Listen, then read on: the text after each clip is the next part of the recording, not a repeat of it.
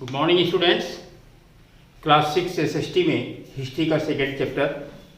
आपने पहले चैप्टर में सिर्फ इंट्रोडक्शन पढ़ा, हिस्ट्री का इंट्रोडक्शन, किस तरह से हमें क्या क्या जानकारियाँ मिली, कैसे समय को हम लोग नापते थे, कैसे उसका ज्ञान हुआ, कैसे क्या क्या सोर्सेस थे उनके, इसके बारे में हमने पढ़ा। अब जो है अगले चैप्टर में पढ़ेंगे द अर्लीस्ट सोसाइटीज़।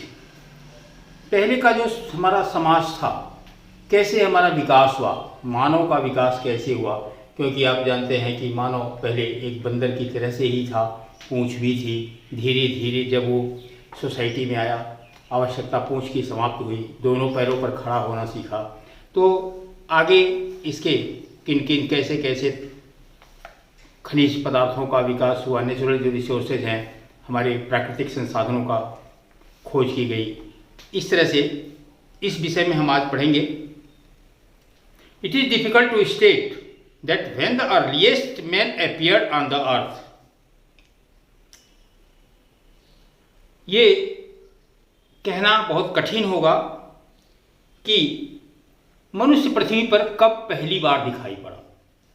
मनुष्य पृथ्वी पर कब पहले दिखाई पड़ा? सबसे पहले The early man was like a monkey, using his hand and legs, walking like monkey.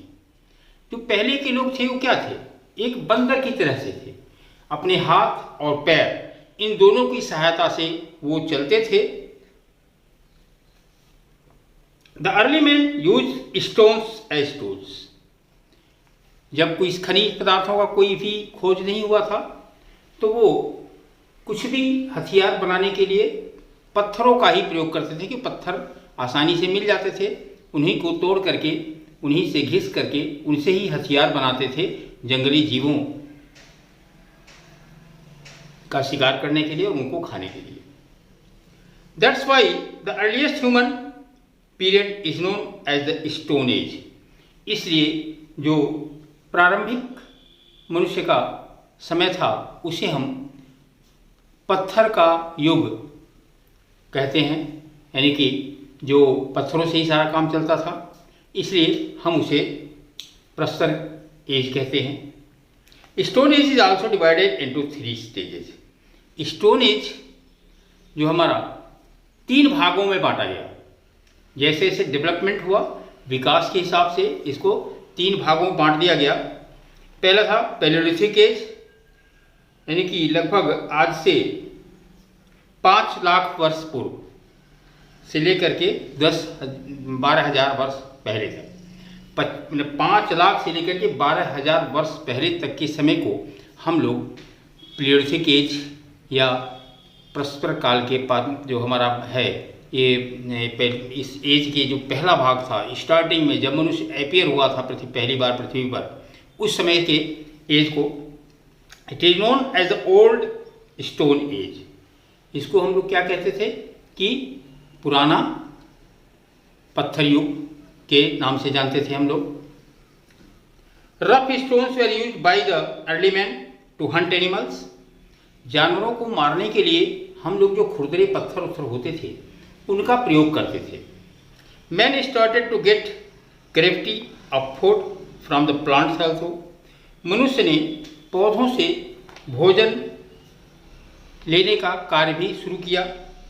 Early man at this stage did not have permanent house. उस समय क्या था कि जो पहले के लोग थे उनके लिए कोई एक निश्चित घर नहीं होता था। शिकार करते करते जहाँ रात हुई वहीं पे पेड़ों पर चढ़ करके सो जाते थे। पेड़ों पर इसलिए चढ़ के सो जाते थे कि नीचे जंगली जानवरों का खतरा होता था, इसलिए मोस्टली वो पेड़ों पर ही सो जाते थे। उनका कोई परमानेंट घर नहीं था, मतलब एक नोमैडिक लाइफ थी, घुमक्कड़ जीवन। They kept on shifting from one place to another place in search of animal and food. यानी कि जानवरों की तलाश में, अपने भोजन की तलाश में वो एक जगह से दूसरी जगह हमेशा घूमते रहते थे। Tools were not sharp. जो उनके औजार थे जिनसे शिकार करते थे वो बहुत शार्प नहीं थे, बहुत तेज नहीं थे, नुकीले नहीं थे। दे वर यूज्ड फॉर डिगिंग अर्थ। वो पृथ्वी को खोदने का, धरती को खोदने का काम, कटिंग ट्रीज, पेड़ों को काटने का काम, एंड हंटिंग द एनिमल्स, और जानवरों के शिकार करने के काम में प्रयोग में लाते थे। Some of these stone tools have been found in the some river valley Pakistan, upper Narmada and near Chennai. इस टाइप के जो कुछ औजार हम लोगों को नर्मदा नदी के किनारे मद्रास में, चेन्नई में, और सोन नदी के किनारे जो पाकिस्तान में, वहाँ पर इसके अवशेष हमें प्राप्त हुए। The stone tools were crude, heavy and unpolished. जो वो पत्थर के बने हुए जो औजार थे वो बहुत ही खुरदरे भी थे, बड़े भी थे, और किसी प्रकार की उसमें पॉलिश का काम नहीं किया गया था। The man in this age was a nomad. इस समय का जो व्यक्ति था वो क्या था? नोमैड था, अर्थात घुमक्कड़ था, इधर उधर घूमता ही रहता था। He observed the behaviour of animals and learn how to protect themselves. वह जानवरों के व्यवहार को बहुत अच्छी तरह से निरीक्षण करता था, देखता था, और किस तरह से अपने आप का बचाव करना है इसके बारे में सोचता था। They started to live in cave and wear leaves or skin of animals. उन्होंने सबसे पहले क्या किया कि पत्तों को पहनना शुरू किया। स्टार्टिंग में सभी लोग एकदम नेकेड थे, नंगे होते थे। बाद में उन्होंने पत्तों को पहनना शुरू किया, और उसके बाद जानवरों की खाल से उन्होंने अपना वस्त्र बनाया। Most important thing that man learn was to light the fire. जो सबसे बड़ा जो खोज था उस समय का वो क्या था कि मनुष्य ने आग की खोज कर ली, जिससे कि उनको पका हुआ भोजन मिल सके। आग में भून करके, पका हुआ में तेल मसाले नहीं थे, लेकिन वो भोजन को, उसमें जो मांस थे उसको भून कर खाने की प्रक्रिया शुरू हुई जब आग का खोज हो गया। Most important thing, this was his first major discovery and achievement. यह उनकी बहुत बड़ी उपलब्धि थी और बहुत बड़ा खोज था। He discovered the fire bye rubbing pieces of stones. किस तरह से किया? सडनली हो सकता है कि कोई टूल्स बनाते हुए चिंगारी निकली हो पत्थरों में से और कहीं आग लग गई हो, इस तरह से। मतलब ये एक इंसिडेंट ही कहा जा सकता है कि उन्होंने खोज करने की कोशिश नहीं की, यह घटना ही थी कि जिससे कि उनको आग के विषय में जानकारी हो पाई। Fire was use to keep away the animals. जानवरों को भगाने के लिए वो लोग आग का प्रयोग करने लगे, आग जला देते थे जिससे जानवर भाग जाते थे। Gradually he learn other uses of fire like roasting of food. धीरे धीरे उन्होंने और भी प्रयोग आग का शुरू किया, जैसे भोजन को पकाने का काम। Which made the flash tasty. भोजन को भून देने से, नहीं मांस को भून देने से वो थोड़ा उनको स्वादिष्ट भी लगा। It could also be use and source of light during the night. और यह एक रात्रि में प्रकाश का संसाधन भी बन गया। आर्ट, कलाकृतियाँ। During palaeolithic age man learn to draw rough sketches of animals. सर्वप्रथम उन्होंने क्या किया कि जो रफ स्केचेस थे ड्राइंग के, जानवरों के, उन्होंने बनाना सीखा। दे वर ड्रॉन ऑन केव वॉल्स। जो गुफा की दीवारें होती थी उस पर उन्होंने वो स्केच बनाया। Ceiling and they were coloured with the wait clay.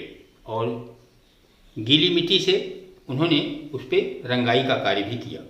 These earliest type of art have been found in cave of Atlanta in Spain. इस तरह की जो कला है ये अटलांटा शहर स्पेन देश में ये पाया गया, फ्रांस में भी पाया गया एंड सब पार्ट ऑफ इंडिया, और भारत के भी कुछ भागों में पाया गया।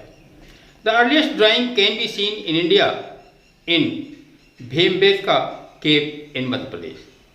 और भारत में ये भीमबेटका केव है, गुफा है, वहाँ पर मध्य प्रदेश में भी ये पाया गया। Religious beliefs. उनकी रिलीजियस बिलीफ, धार्मिक विश्वास क्या थे? Early man could not understand the cause of natural phenomena such as movement of stars, sun, moon, thunder, storm, etc. पहले के लोग ये नहीं समझ पाते थे कि जो प्राकृतिक आपदाएं हैं या प्राकृतिक लक्षण हैं, इनके विषय में वो कुछ उनको जानकारी नहीं थी कि तारे भी घूमते हैं, कि सूर्य घूमता है, कि चंद्रमा घूमती है, या जो गर्जना होती है, या जो तूफान आते हैं, ये सब क्यों होते हैं, इनके बारे में कोई जानकारी नहीं थी। Therefore he started to worship them, इसलिए उन्होंने उनकी प्रार्थना शुरू कर दी। Natural calamity was seen as the expression of anger of god और सुप्रीम पावर। उनका मानना था कि जो उनके क्रोधित होने पर ही ये सब प्राकृतिक आपदाएं आती हैं। इन्होंने अगर तूफान आया उसकी पूजा शुरू की, ज़्यादा गर्मी पड़ी सूर्य की पूजा शुरू किए, चंद्रमा नहीं दिखाई दिया चंद्रमा की पूजा शुरू किए। इस तरह से उन्होंने जो जो विपदाएं उन पर पड़ती थी उन्हीं की पूजा उन्होंने शुरू की।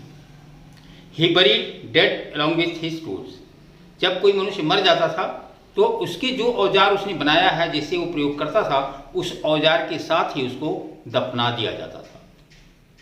And other house hold items, और घर में प्रयोग की जो भी वस्तुएं उसके साथ होती थी उन सब के साथ उसे दफना दिया जाता था। तो बच्चों आज के चैप्टर में बस यहीं तक। आपको सेकेंड एज जो आपका है पैलियोलिथिक एज के बाद मेसोलिथिक एज, इस विषय में आपको जो बीच वाला काल है जो पत्थर युग का, स्टोन एज का, उसको बारे में आपको कल पढ़ाया जाएगा। तब तक के लिए